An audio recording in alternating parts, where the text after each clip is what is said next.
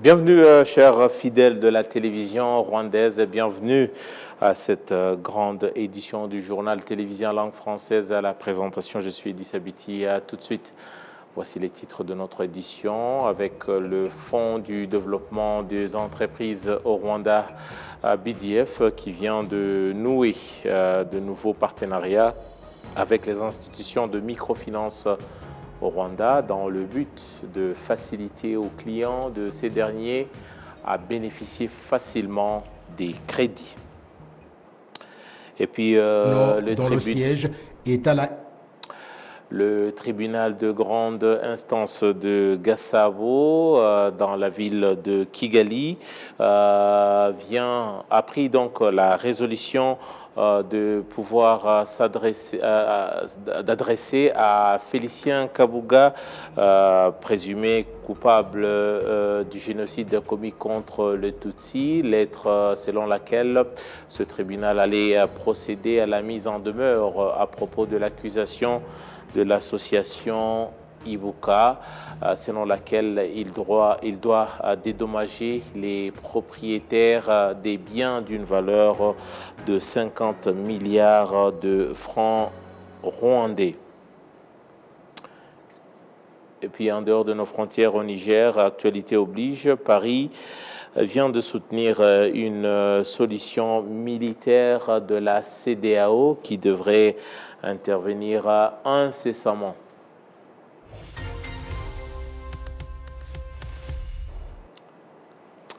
Encore une fois, bienvenue à cette édition. Je vous le disais en titre que le Fonds de développement des entreprises au Rwanda, BDF, vient de nouer de nouveaux partenariats avec les institutions de microfinance au Rwanda dans le but de faciliter aux clients de ces derniers à pouvoir bénéficier facilement des crédits. Pour mieux comprendre ce partenariat, nous avons approché Vincent Mouniesiaka, directeur de ce fonds, pour nous en dire un peu plus. En fait, le partenariat fait suite à notre programme renouvelé d'octroi de garantie aux institutions financières pour en fait faciliter l'accès aux services financiers, aux PME, mais aussi aux investisseurs individuels pour en fait dérisquer les banques et les institutions financières pour leur donner la possibilité d'octroyer beaucoup de crédits aux investisseurs qui demandent l'argent. Toujours à ce sujet, le directeur du Fonds de développement des entreprises indique aussi l'importance d'un tel partenariat pour le développement de la population. Ce que nous attendons de ce partenariat, c'est l'utilisation plus accrue de notre service d'octroi de garantie, où notre estimation première pour cette année, en fait, c'est de faire en sorte que notre portefeuille de garantie puisse augmenter par 10 milliards de francs rwandais chaque année et aussi augmenter le nombre de bénéficiaires qui vont en fait accroître à partir du nombre que nous avons aujourd'hui qui est autour de 3600 et nous pouvons facilement atteindre entre 5000 et 6000 bénéficiaires. Et puis, pour aider davantage les citoyens ordinaires, clients des institutions de microfinance, le Fonds de développement des entreprises a beaucoup de nouveautés dans ce programme. Premièrement, nous avons un objectif d'accroître notre portefeuille. Notre portefeuille, pour le moment, est aux alentours de 12 milliards 500 millions. Si on augmente ce portefeuille par 10 milliards, vous comprenez qu'on va atteindre un niveau de 24-25 milliards de portefeuille, mais aussi nous voudrons augmenter le nombre de bénéficiaires ou d'investisseurs rwandais qui vont avoir accès aux services financiers à travers les banques et les institutions de finances et les institutions financières par l'utilisation de cet instrument d'octroi de crédit par BDF. De la finance au commerce, il n'y a qu'un seul pas, le ministère des tutelles. Donc, le ministère du Commerce annonce que l'industrie du textile au Rwanda comprend jusqu'à 70 usines par rapport au nombre qui était déjà établi, celui de 10 usines en 2017. Le programme du gouvernement est que même les tissus nécessaires pour la fabrication des vêtements soient manufacturés au Rwanda. Les détails pour cet élément, nous nous confions à notre confrère Kassim Youssouf. Les fournisseurs et les acheteurs des vêtements au marché un peu partout sur le territoire national admettent que la mode actuellement concerne les produits d'habillement confectionnés au Rwanda qui ont remplacé la friperie qui est rare au marché national. Certaines personnes employées dans l'industrie d'habillement indiquent que les connaissances qu'ils acquièrent dans ce domaine leur permettent de se sentir capables d'être des entrepreneurs dans ce domaine. Mon rêve est d'avoir un atelier propre à moi. J'ai commencé avec celui-ci et j'ai vu comment il a grandi jour après jour. Mon souhait est de promouvoir les produits manufacturés au Rwanda. Mon rêve donc est d'être une entrepreneur. Je suis mère de 2 enfants et je participe au paiement de leurs frais de scolarité. Je parviens à leur trouver de la nourriture. Il y a différentes autres réalisations qu'on parvient à atteindre et nous exprimons sincèrement notre gratitude au gouvernement rwandais. Mukasa Hadiane est propriétaire d'un atelier de confection des vêtements à Kigali.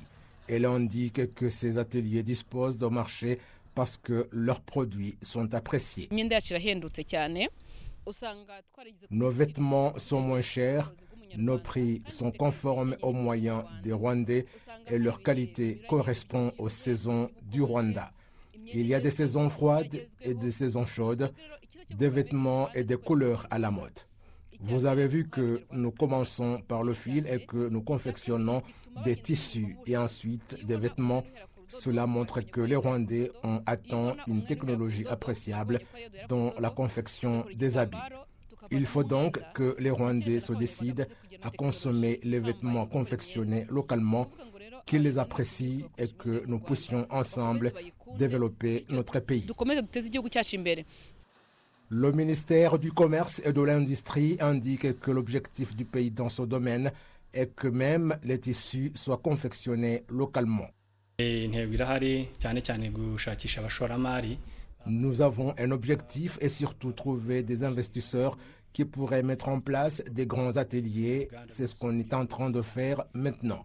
Parmi des grands ateliers, j'ai parlé de Pic Mango parce qu'il emploie plus de 4000 personnes et ils ont affiché la volonté d'en construire encore un plus grand pour réaliser encore plus dans cette chaîne de valeur et qu'ils servent d'exemple aux autres pour qu'ils puissent prendre l'initiative d'aller de l'avant et mieux faire.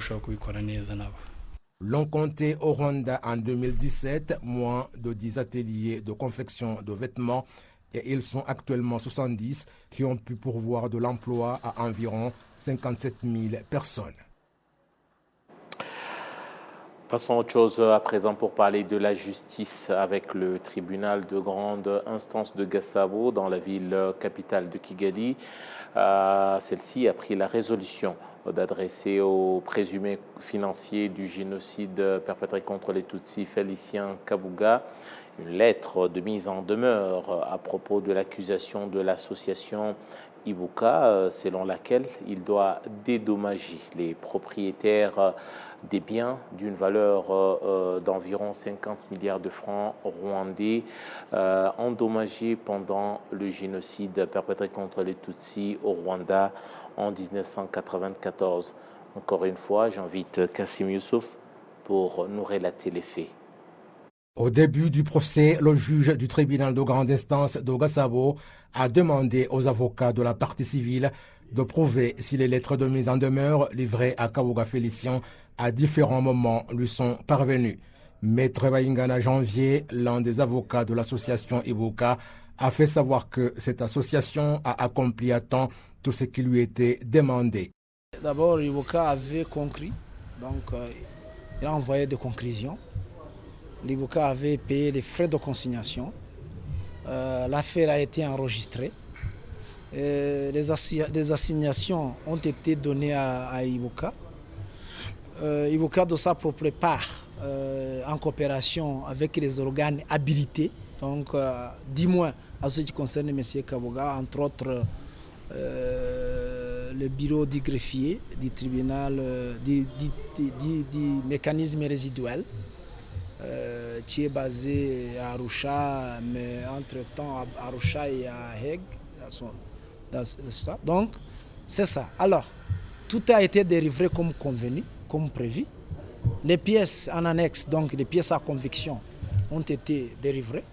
Donc, selon l'Ibuka, selon l'ambassade, selon le mécanisme résiduaire, donc ça, je vérifie ce qui a été écrit. Ils sont convaincus du travail qu'ils ont fait. Ce procès s'est déroulé alors que le mécanisme international appelé à exercer les fonctions résiduelles des tribunaux pénaux internationaux dont le siège est à La Haye aux Pays-Bas a récemment pris la décision d'arrêter le procès de Kabuga Félicien, accusé de crimes de génocide perpétrés contre les Tutsis et d'autres crimes contre l'humanité, décision que l'association Ibuka a fermement condamnée. L'association Ibuka a à ce propos fait savoir qu'elle ne cessera jamais de poursuivre en justice ce monsieur pour que les biens endommagés pendant le génocide perpétré contre les Tutsis soient payés suite au rôle qu'il a joué et qu'elle continuera à condamner la mentalité et la complicité internationale de ceux qui prétendent rendre justice aux victimes du génocide perpétré contre les Tutsis sans pour autant le faire. Il faut faire la part des choses. Il y a plusieurs variables qui sont dépendantes. Donc il y a des variables dépendantes et indépendantes. À ce qui nous concerne, ce sont des variables indépendantes, qui ne sont pas dépendantes. Pourquoi?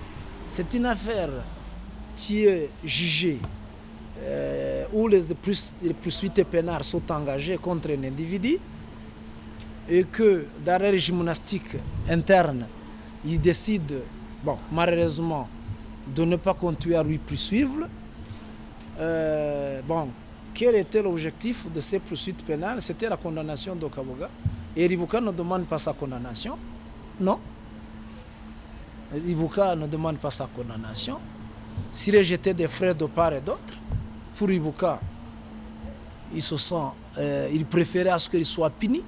Maintenant, comme l'Ibuka ne part au bureau du procureur de n'importe quelle république, l'Ibuka, c'est une association à caractère civil qui englobe et qui encadre les intérêts des victimes.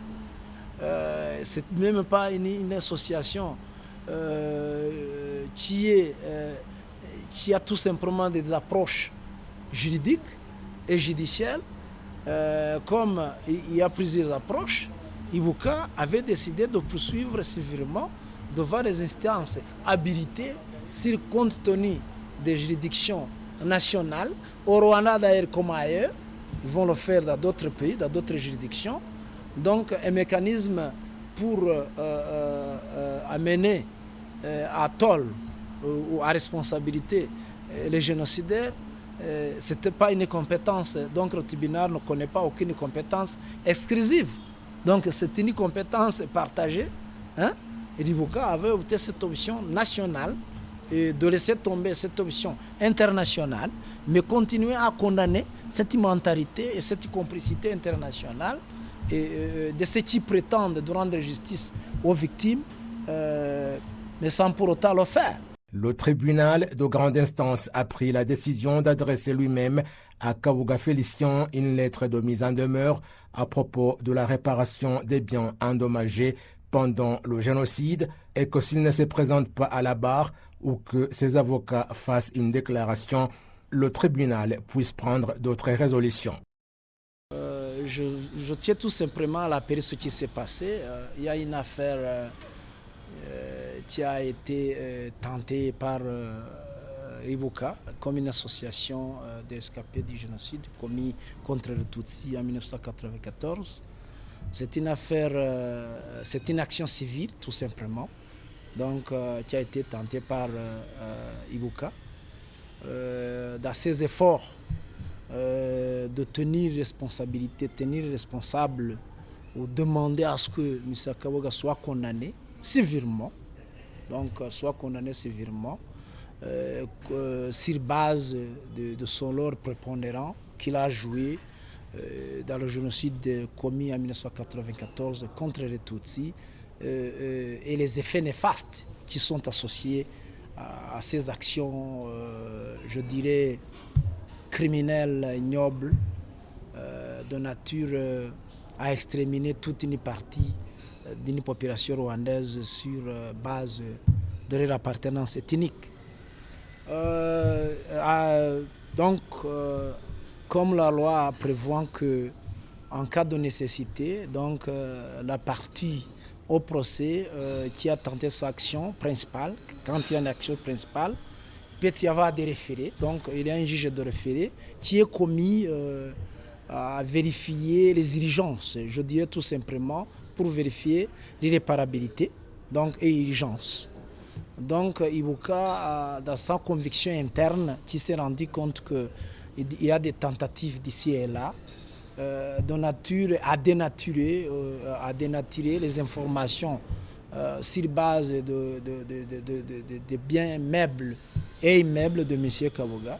Donc il a demandé à la Cour à ce qu'une décision provisoire soit prise en attendant à ce que l'affaire au fond soit jugée. C'est en juin cette année que l'association Ibuka a introduit en justice l'accusation à propos des biens endommagés pendant le génocide perpétré contre les Tutsis d'une valeur de 50 milliards de francs rwandais que Kabuga Félicien devra rembourser s'il est jugé coupable. Le procès va reprendre le 22 septembre. Kabuga Félicien a été arrêté le 16 mai 2020 à Asnières-sur-Seine, en banlieue parisien en France, après 26 ans de cavale. Merci donc à Kassim Youssouf. Alors que le nombre de femmes qui font du taxi-moto connaît une augmentation spectaculaire dans la ville de Kigali, celle-ci affirme que cela n'interfère pas avec leurs responsabilités de femmes au niveau du foyer et que cette activité apporte un peu plus dans la famille, ou en tout cas dans leurs familles respectives.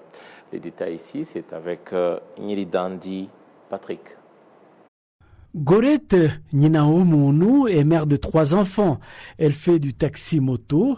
Le matin, avant de commencer son travail, elle s'acquitte de certaines responsabilités à la maison et continue ensuite son travail.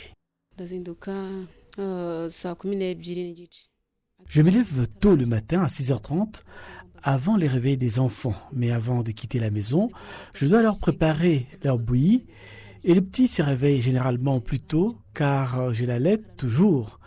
Je nourris l'enfant et je me mets ensuite au travail parce que je travaille à mon propre compte. À l'heure du déjeuner, je viens voir mes enfants. Gorette et Karegeya Marie-Louise, après avoir exercé leurs responsabilités familiales, commencent leur journée de travail. Quand j'ai commencé l'école secondaire, je n'avais pas assez de moyens pour poursuivre mes études. C'est pourquoi j'ai décidé de trouver d'autres moyens décents plutôt que de me prostituer. Je me suis lancé dans le taxi-moto. J'étais au chômage. Ma précédente activité s'est arrêtée. Je me suis décidé de tenter ma chance dans cette activité-ci. D'autant plus que j'étais employé dans une entreprise qui vend des motos électriques. J'étais employé, mais je n'étais pas satisfaite de ma situation. Ce nouveau développement, avec un nombre croissant des femmes dans cette profession, n'est pas du goût de tous les hommes, mais certains ont accepté d'évoluer avec les nouvelles mentalités. Autrefois, les motos étaient conduites uniquement par des hommes, mais aujourd'hui, des femmes ont également rejoint la profession, et elles le font bien. Et certains clients les préfèrent pour la qualité de leurs prestations. Les femmes motards se disent satisfaites du progrès accompli depuis qu'elles ont choisi d'embrasser cette activité. Je rêve de démarrer ma propre entreprise de moto et de posséder de nombreux motos. Pour l'instant, je n'en ai qu'une, mais à mesure que ma capacité financière continuera à augmenter, j'emploierai également d'autres femmes.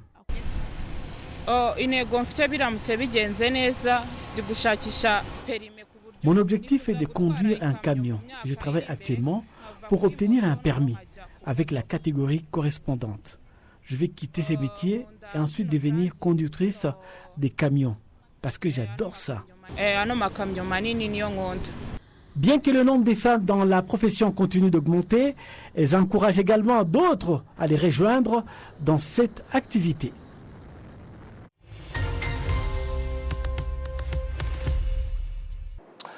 Alors, au nom de toutes les équipes au niveau de la régie, des équipes conduites par Janvier Mourenzi Karangwa, en mon nom propre, je vous dis grand merci et surtout, je vous invite de rester fidèles à nos programmes. Quant à moi, j'aurai tout le plaisir de vous retrouver très prochainement pour une nouvelle édition. Au revoir.